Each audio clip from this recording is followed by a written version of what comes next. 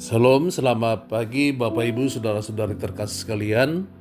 Hari ini Jumat 2 Mei 2025, saya Pendeta Makmur Simanjuntak, Gembala Sidang GKO Jemaat Bekasi 2, mengajak Bapak Ibu Saudara sekalian untuk mengikuti renungan harian yang dikeluarkan oleh Sinode GKO dengan berpedoman pada pola pembacaan Alkitab 4M, yaitu menerima, merenungkan, melakukan dan membagikan firman Tuhan. Pembacaan firman Tuhan di pagi hari ini tertulis dari Kisah Para Rasul 5 ayatnya yang ke-31 dengan tema Hidup untuk meninggikan Kristus. Untuk menerima firman Tuhan, mari kita berdoa. Allah Bapa di surga, di dalam Yesus Kristus dan Roh Kudus Allah kami, memulai hari baru yang Tuhan anugerahkan bagi kami datang dengan kerinduan untuk merenungkan firman Tuhan. Kami rindu bahwa firman-Mu lah yang menjadi dasar pegangan kami dalam menjalani seluruh hari kami di sepanjang satu hari ini.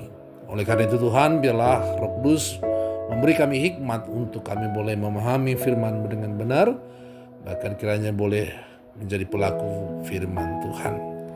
Karena itu berbicaralah bagi kami ya Tuhan, karena kami semuanya telah siap mendengarkannya. Demi Yesus Kristus, firman hidup, kami berdoa. Amin. Kisah Para Rasul pasal 5 ayat 31 berbunyi sebagai berikut. Dialah yang telah ditinggikan oleh Allah dengan tangan kanannya menjadi perintis dan juru selamat, supaya Israel dapat bertobat dan menerima pengampunan dosa. Hidup meninggikan Kristus berarti mengakui Kristus sebagai Tuhan atas hidup kita dengan cara menyerahkan kendali hidup kita sepenuhnya kepada Kristus dan mengutamakan kehendaknya di atas keinginan diri sendiri. Meninggikan Kristus juga tercermin melalui pelayanan yang kita lakukan dengan motivasi yang benar, yaitu bukan untuk pujian manusia, tetapi untuk kemuliaannya. Sehingga melalui semua itu, orang lain dapat dibawa kepada Allah dan hidup dalam pertobatan. Kisah Para Rasul 5 ayat 31 yang kita baca adalah rangkaian pembelaan Rasul Petrus bersama rasul-rasul yang bersama dengan dia sebagai respon atas larangan keras dari sidang mahkamah agama sebelumnya kepada para rasul untuk tidak mengajar atas nama Yesus.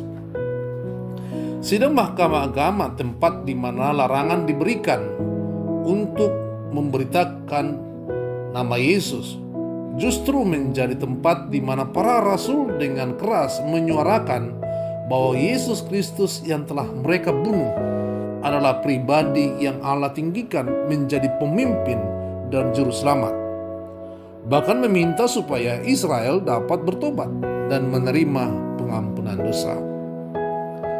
Melalui ayat ini hendak menyampaikan kepada setiap kita bahwa meninggikan Kristus bukan hanya di tempat-tempat ibadah kita, melalui doa-doa dan nyanyian-nyanyian kita, tetapi hidup kita sungguh meninggikan Kristus justru pada saat kita menyuarakan kebenaran, menyuarakan pertobatan, menyuarakan berita pengampunan dosa hanya di dalam Yesus Kristus.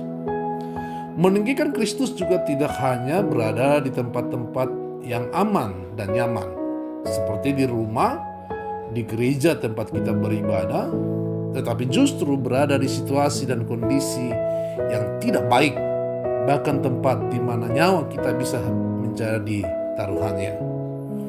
Bapak Ibu Saudara-saudara terkasih sekalian, menjalani hidup kita setiap hari tentu tidak selamanya selalu berada di tempat yang nyaman, dan tidak selamanya juga kita berada dalam situasi dan kondisi yang baik. Situasi baik dan sulit selalu silih berganti.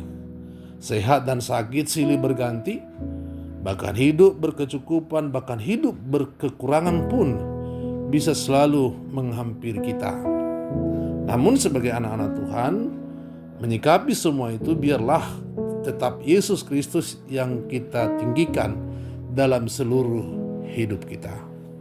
Karena itu mari kita setia berpegang dan melakukan firman Tuhan di seluruh situasi dan kondisi apapun dalam hidup kita.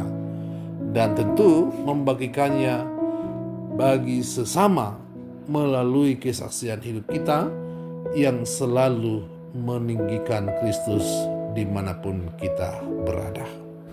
Amin. Mari kita berdoa. Bapa di surga, kami mengucap syukur buat firman-Mu mengingatkan kami kembali akan panggilan hidup kami, bahwa di mana sebagai anak-anak Tuhan kami diharuskan boleh hidup meninggikan Kristus dalam seluruh kehidupan kami. Tuhan, situasi kondisi kehidupan kami tidak selamanya selalu dalam kondisi yang baik, tapi kami tahu bahwa situasi dan kondisi apapun itu Tuhan izinkan terjadi dalam seluruh kehidupan kami, di mana kami boleh menyikapinya untuk tetap boleh mengutamakan dan kehendak Kristus yang kami kerjakan di dalam semuanya itu Tuhan. Mampukan kami Tuhan hari ini terkhusus untuk menjalani seluruh hari-hari kami, aktivitas kami, supaya kami boleh terus berpegang kebenaran firman Tuhan. Bahkan kiranya lewat seluruh kesaksian hidup kami, ada begitu banyak orang yang akan dibawa kepada Kristus dan hidup dalam pertobatan. Karena itu Tuhan, kami serahkan seluruh kehidupan kami, aktivitas kami hari ini. Biarlah tuntunan dan penyertaan-Mu sempurna atas hidup kami. Dalam Yesus Kristus kami berdoa dan menyerahkan hidup kami ke dalam tangan Tuhan. Amin. Terima kasih, selamat beraktivitas buat kita semua. Tuhan Yesus memberkati dan menyertai kita sekalian. Amin.